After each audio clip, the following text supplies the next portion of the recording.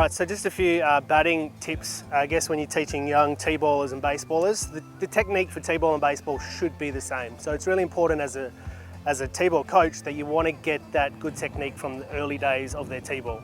So one of the things you'll see that kids doing a lot wrong is you'll see them doing this, and they'll have their arms out, you know, they'll be checking the ball. What that teaches them to do is when they swing, they end up swinging with these arms with this big gap in between them.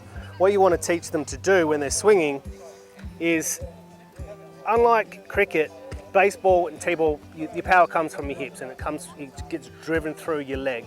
So you really want to, when they swing, this elbow here actually gets tucked in. So the power comes from the back of the hip. Instead of being all arms and doing this, all right, the power really is here. So the other thing, I guess, just fundamentals wise, when a kid is actually setting up for the hit, always start with legs. So I like to call it power legs. So if a kid's standing like this and they've got their bat here, I like to give them a little nudge in the back, and they'll often do that. Whereas if they've got athletic legs or power legs, then they're as solid as a rock. And what you'll see is if they've got strong legs at the start, they'll have good balance at the end.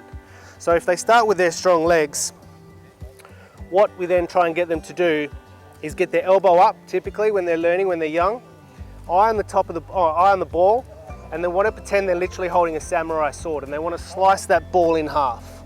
Okay, so I sort of give them that imagery, give them that picture, and say elbow up, drive from your back leg through the front, and see that finishing position. That is what I like to call running man.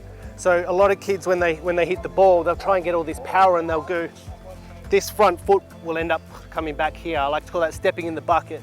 And what you can do, you can put a glove behind them or some sort of object behind them to teach them to come from strong legs, elbow up, through the ball, and finish in a running man position, like I'm actually going to run a race.